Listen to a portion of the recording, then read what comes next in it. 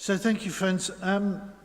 As I said at the very beginning, unfortunately, Father Tom can't be with us today. So I got this message very short notice yesterday evening before I came out to choir. So I said, well, actually, I'm quite happy to read something to you. And if you're happy for me to do that, it's difficult following Sarah because I've chosen to read something from a man. But if you're happy to hear something from a man, Sarah, I did. Of course, I did check outside that my comment about rebellious Catholic was an insulting one, and she said, of course not. But I was going to follow that by saying that I've decided that when I retire, I'm going to be a lapsed Catholic. Work that one out. So I thought I'd share with you, in the absence of Tom being able to share with us something about the Franciscans, something about Bonaventure, who many people, I think, now regard as a saint for our time, or a writer for our time. And I thought, what better way of reminding ourselves about Bonaventure than to read something from Ilia Delio's book. Ilia Delio, I think some of you will know, is a Franciscan sister and an academic, a scientist, world-renowned scientist. And I think this book comes out of some talk she delivered at Fordham, the Jesuit university. Interesting, I was saying in the tower earlier, that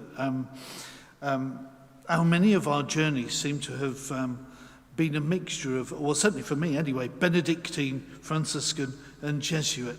And as someone who's just about to start the 19th annotation of the spiritual exercises, I've moved from Benedict and moving towards Ignatius. But anyway, I'll share with you something about Bonaventure. First of all, I thought I'd read something of his life, and then read something from the Ascent into God and on contemplating him through the vestiges in the universe, which is one of the things that, of course, excites scientists like Ilia Delio, and then basically open the floor. But I know we've got at least two tertiary Franciscans with us, so I might at the end call on Helen and Hilary to share something of their experience of being a Franciscan. But if you don't mind, I'll read first of all then this potted biography of Bonaventure. Around 1235, a young man by the name of Giovanni di Fidanza entered the University of Paris. Barely 18 years old, Giovanni began his studies for the Master of Arts degree. In time, the young man would assume the leadership of one of the fastest growing religious movements in medieval Europe, the Franciscans, and would be recognized as one of the leading general ministers of the order. He would eventually be known as Bonaventura of Bagnoregio. Paris was the place to be in the 13th century if one was intent on studying theology. Filled with the currents of a new cosmic consciousness spilling over from the writings of the Pseudo-Dionysius, Augustine, and new translations of Plato and Aristotle, Paris was the hub of intellectual life. And with the rise of scholasticism, thanks to the genius of Peter Abelard and the sentences of Peter Lombard, theology was quickly becoming a scientific discipline as much as it had been an experiential one, at least within the walls of the cloister. Bonaventure began his studies under one of Europe's leading theologians, Alexander of Hannese. An Englishman by birth, Alexander held the chair in theology at Paris and soon came into contact with a group of poor mendicants known as Franciscans. Inspired by their simplicity, poverty, and gospel way of life, Alexander decided to join the Franciscans in 1236, at the age of 50. This marked a turning point for the Franciscans, for upon joining the order, Alexander not only continued to teach, but he brought his chair of theology with him, establishing the School of the Friars Minor as an official part of the University of Paris. Although Bonaventure had several influential Franciscan teachers, John of La Rochelle, Eudes Rigaud and William of Middleton, for example, it's most likely that the striking example of Alexander of Hales influenced Bonaventure to join the Franciscans in 1243. In a letter to an unknown university master, Bonaventure confesses that he was attracted to the Franciscans by the simplicity and learning of the scholars at Paris. The example of these scholars, in his view, reflected the primitive church. He wrote, "For I confess before God that what made me love St. Francis's way of life so much was that it is exactly like the origin and the perfection of the church itself, which began first with simple fishermen and afterward developed to include the most illustrious and learned doctors. You find the same thing in the order of St. Francis. In this way, God reveals that it did not come about through human calculations, but through Christ." The relationship between master and student was an important one, for Bonaventure received from Alexander the substance of the tradition that would shape his own synthesis, especially the currents flowing from Augustine and Pseudo-Dionysius and the Victorines. Bonaventure considered himself a disciple of Alexander, referring to him as his father and master, and in turn Alexander deeply admired and respected Bonaventure, saying that it seemed as though Adam had not sinned in him. After Alexander's death, Bonaventure continued to study under Rigaud and William of Middleton. In 1248, he was licensed as a Bachelor of Scripture, and for the next 2 years lectured on the Bible. From 1250 to 1252, he lectured on the sentences of Peter Lombard, which formed the basis of theology in the Middle Ages. In 1252 and 1253, he was engaged in disputations and preaching. 1253 and 1254, he was awarded the licentiate and doctorate which gave him the right to teach not only at Paris, but throughout Christendom. As he progressed through these various degrees, he produced a number of writings, commentaries on the 4 books of the sentences, commentaries on the Gospels of Luke and John, as well as the book of Ecclesiastes, disputed questions on the knowledge of Christ, the Trinity, and evangelical perfection, and a most original work for its time, a summer of theology, known as the Breviloquium. Throughout these works, the seed of Bonaventure's thought took root and would later reach maturity in his lectures and spiritual writings. During the last few years of his tenure at the University of Paris, of more than 20 years, Bonaventure was caught up in one of the most vicious disputes regarding the number of chairs in the theology faculty. The dispute was between secular masters and the mendicant orders. The secular masters represent the invasion of the mendicants into positions of authority and power which the faculty chairs resented the invasion of the mendicants. Such mendicants, William of Saint-Amour claimed, were false prophets, and their way of life was contrary to morality and religion. Bonaventure, now regent master of the Franciscan school, took up the friar's defence, justifying the mendicant status of the order and its particular role in the church. Bonaventure's work disputed questions on evangelical perfection, not only established him as one of the outstanding theologians of his day, but will remain an important work for Franciscans throughout history. As the feud between the secular masters and mendicants continued at Paris, the Franciscan order itself, having grown from a few thousand friars in Francis's time to over 30,000 friars by 1250, 24 years after Francis's death, was experiencing conflict and division that threatened survival of the order. The principal source of conflict emerged from a factious group of Franciscans known as the Zealots or Zelanti. Enamoured by the teachings of the Calabrian abbot Joachim of Fiore, the Franciscan Zealots were committed to strict poverty, purity, simplicity, and ascetic piety. They not only rejected learning and the organizational structure within the order, But some held to a radical Joachitism and prophesied that an age of the Spirit would supplant the present ecclesiastical structures. With this new age, they claim, would come a new and eternal gospel, thus superseding the New Testament itself. Francis of Assisi, they maintained, was the herald of this new age. As the angel of the sixth seal who had ushered in the new age of the Spirit, the life of Francis marks the final age of this world. There's really no historical evidence to indicate how Bonaventure reacted when the Minister General, John of Parma, resigned from his position at the chapter of Araceli in Rome, February the 2nd, 1257. The reasons for John's resignation are not entirely certain, but may have been due in part to his affiliation with the Zealots and his sympathy for radical Joachitism. Well, John's resignation must have been startling. The real shock came in John's suggestion to the chapter that Bonaventure succeed him as Minister General, saying he knew not a better man in the order. The members of the chapter agreed, and in 1257 Bonaventure was elected the 7th Minister General of the Order of Friars Minor. Trained as a theologian, enjoying a successful teaching career, Bonaventure relinquished his position at the university to assume the responsibilities of Minister General in an order that was on the brink of chaos. Our introduction goes on, but I'll just read you the last bit.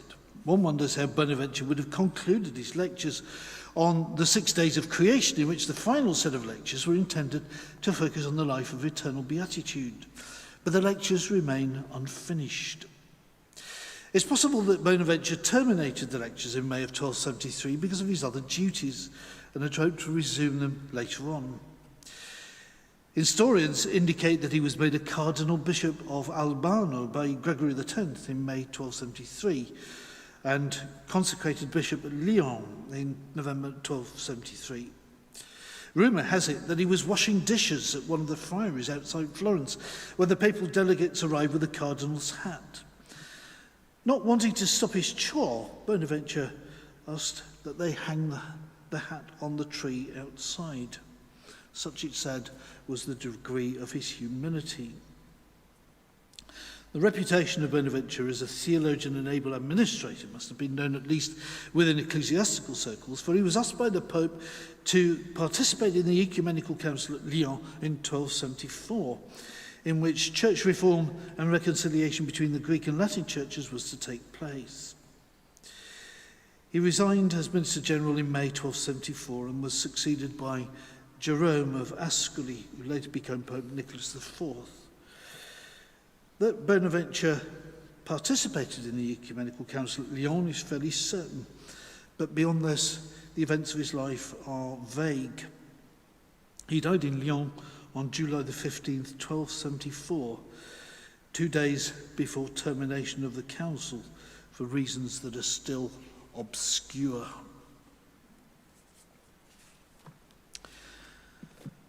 I think there's a number of interesting things from that life, but one of them for me would be the fact that Bonaventure was certainly partly contemporary with Loretta. He was also in Paris, maybe a little time after Loretta and the Langtons had been there in exile, but certainly a Paris that would have been pretty similar to what Loretta and the Langtons had experienced. Bonaventure was there teaching as Loretta was in her cell here. And as I'll mention later, of course, so was Thomas Aquinas towards the end of Loretta's time here. So they share Paris in common. They share a little bit of their life overlapping in time. But what I thought would be good would be to read something from Bonaventure himself. And he titles this particular piece. Here begins the reflection of the poor man in the desert. Chapter 1, on the stages of the ascent into God and on contemplating him through his vestiges in the universe. Blessed is the man whose help is from you. In his heart he has prepared to ascend my steps in the valley of tears, in the place which he has set. Since happiness is nothing other than the enjoyment of the highest good, and since the highest good is above, no one can be made happy unless he rises above himself, not by an ascent of the body, but of the heart. But we cannot rise above ourselves unless a higher power lifts us up. No matter how much our interior progress is ordered, nothing will come of it, unless accompanied by divine aid. Divine aid is available to those who seek it from their hearts, humbly and devoutly. And this means to cipher it in this valley of tears through fervent prayer. Prayer, then, is the mother and source of the ascent. Dionysius, therefore, in his book Mystical Theology, wishing to instruct us in mystical ecstasy, places a prayer at the outset. Let us pray, therefore, and say to the Lord our God, lead me, Lord, in your path, and I will enter in your truth. Let my heart rejoice, that it may fear your name. By praying in this way, we receive light to discern the steps of the ascent into God. In relation to our position in creation, the universe itself is a ladder by which we can ascend into God. Some created things are vestiges, others images. Some are materials, others spiritual. Some are temporal, others everlasting. Some are outsiders, others within us. In order to contemplate the first principle, who is most spiritual, eternal, and above us, we must pass through his vestiges, which are material, temporal, and outsiders. This means to be led in the path of God. We must also enter into our soul, which is God's image, everlasting, spiritual, and within us. This means to enter in the truth of God. We must go beyond to what is eternal, most spiritual, and above us, by gazing upon the first principle. This means to rejoice in the knowledge of God and in reverent fear of his majesty. It's an absolutely wonderful passage, and I could continue reading it for a long time. But I don't know whether you would agree, Sarah, but I think there are certain resonances there with what you were saying to us about finding God both outside and inside ourselves. And for me, Bonaventure grounds our spiritual experience very much in the experience of this world, as well as in the world of the next world. Perhaps a little bit different to the kind of spiritual life of Loretta and the anchorites. But I wonder, can I invite Helen and Hilary, it doesn't really matter who goes first, does it, to perhaps say something about the Franciscan life today and what it means to you?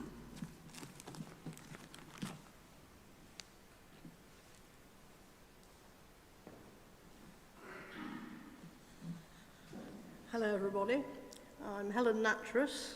I'm a resident of Canterbury. I'm a parishioner at St Thomas's Church. I'm a retired civil engineer, and I haven't prepared this. Looking at Francis's life, the time before Bonaventure, the generation before Bonaventure, we're looking at the 1200s and the amazing takeoff of the Franciscan way of life. From 1208, Francis's vision at San Damiano, through to the arrival of the Franciscans in, I think it's 1219 in Paris, the arrival of the Franciscans in 1227 in Canterbury, and this is before Francis dies in 1228. Well, what was it about this Franciscan life that drew such a huge, it was like a magnet for young people? And I've asked this question of many Franciscan scholars, and they said it was a sort of a feeling in the atmosphere at the time, as Father Kevin said, linked sometimes to the the prophetic writings of Joachim de Fiore. What was monastic life for these people cooped up, praying? And Francis has his radical conversion, and he decides that he's not going to live anywhere, he's not going to have a house, he's not going to have a monastery, and people flock to join him. He has Claire who comes and roams round with him for about 3 years before she's obliged to be enclosed because she founds an order. But one of the things which unites this Franciscan life with our theme today is the theme of solitude. And solitude was a really, really important part of the life of St. Francis and his followers. They would go out on the road preaching to people, they would look after the poor, they got all over the place. And they were absolutely exhausted when they got back. And to recharge their batteries in a spiritual sense and in a temporal sense, they would go off for periods of weeks of solitude in places like Greccio, Laverna, Poggio d'Acqua, these places right up in the mountains. And the thing about Franciscan solitude, compared to the life of a solitary hermit, is it's in little chunks and it's supported. The thing about Franciscan solitude is that you go into solitude in a group, and in the group there are people with different jobs. There are the people called the sons, who are the people who are going to be deeply in prayer, and there are the people called the mothers, who are 2 or 3 who look after the food, do all the cooking, sweeping up, make sure the people who are in prayer haven't sort of got too deep into it and aren't very well. Their job is to sustain and support the solitude, the spiritual experience of the people who are the sons. And we see people like Brother Leo accompanying Francis often when he's going into solitude. And Francis is the one doing the solitude, and Leo is doing the worrying. He's trying to get the food, he's trying to see what's going on. Make sure everything's all right, make sure Francis is okay. And this idea of solitude, but supported solitude, is the mark of the Franciscan way of you can't really call it eremitical life. Francis calls it going into the desert in eremis. And we in Canterbury live that now in a sort of hugely watered down way, because we have a Franciscan Solitude group that meets monthly in the Franciscan Gardens, in the spiritual home of the Franciscans in Canterbury. And we have a morning of sort of solitude. Now, for most people, they have a hustle-bustle life and it's full of noise, and their monthly Saturday at the Solitude group is a sort of haven of silence. Well, I live alone, right? I live in a house. I'm not a hermit, but I live alone. I live in silence. So for me, silence and solitude is nothing new. But this idea of sustenance and support while you're having your period of solitude, for me, is the uniting feature of what we're talking about today, this aspect of the Franciscan life, this supported solitude. And we do that now today, even. Well, I wasn't prepared for this, so I'm from, well, as you know, I'm from Oxford. I'm in the Oxford area, although I began my Franciscan life in East London. I came to Franciscanism through a spiritual director, Brother Bernard, which you knew, who I still miss terribly. So I'd like to move. I did an MA at Heathrop in spirituality, and my dissertation was on Franciscan spirituality of matter. Now, I have to tell you, my MA supervisor freaked out when I said it was going to be a combination of Franciscan spirituality and modern physics, because my first degree is in physics. But to me, one of the important things about Franciscan spirituality, which is relevant today, is that, as Father Kevin said from Bonaventure is very much founded in the material. It's as far as you can get from sort of, purely spiritual. And I love Bonaventure because you have these steps you start with around you. And in fact, I had a little end to my talk as I had to drop, but I think it now fits in, which is, remember I ended up, we say we need time to stand and stare.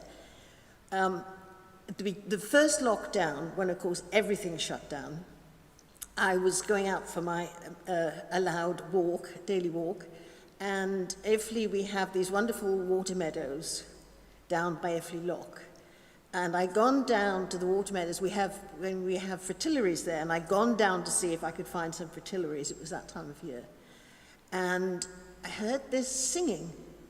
I thought, that's a skylark. I'd never heard a skylark before. And I started thinking, but this is ideal skylark nesting area. And I hadn't heard it before because down the edge of this meadow goes the Oxford bypass. It was the first time I'd been there with no traffic. And now, Shelley got it right. I mean, the skylark is this bird that lifts your spirits because it's this heavenly bird, as he called it. And to me, this is a really essential part of my spirituality and Franciscan spirituality. I'm definitely a Franciscan, is seeing God in all those things. Where I live, we have red kites. And I know if you've ever seen a kite, they are the most magnificent birds, the way they fly. And every time I see a kite, I always say, hello, beautiful bird. I try, like Francis, to talk to things. They're not as good with me as they were with Francis, but anyway. And it's just another manifestation of God in this world. And it's interesting because the reason I studied my Oxford doctorate is I actually studied a 15th century Spanish nun, but my interest is medieval religious women and particularly their writings. But I got involved in this anchoress thing because I go to St Mary's Iffley where, as I said before, Loretta's sister Honora was anchoress. And the reason I came, I was doing some research on her because we had a day which Kate helped, she was one of the speakers. And I came here and met Father Kevin, and that's how the connection has started to become between our two churches, and we're really hoping to expand it more. But where are we on time?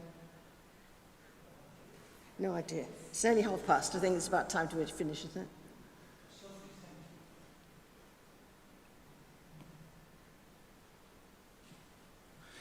Well, thank you to Helen and Hilary for sharing that at very short notice. In fact, no notice whatsoever. But thank you for sharing your experience of what it means to be a Franciscan today. I'm sure that Father Tom, had he been with us, would have shared the experience of someone who's actually living the Franciscan life as a friar. But I think it's really important to hear from tertiaries, and especially from our female tertiaries as well, because I think what's become an important strand, I think, of this morning is the female voice, and the female voice being perhaps one of the most important voices in contemporary spirituality. And I know I'll touch a little bit on that at the end of today's thoughts. But I think the female voice has become incredibly important. So thank you for sharing that, and the female Franciscan witness, and not just referring to Claire, who is another one of these locked up souls, and not really able to express her spirituality in the same way that Francis was. Are there any comments, questions, things that people want to say? It might be a good idea for the people to go to Zoom, who are online.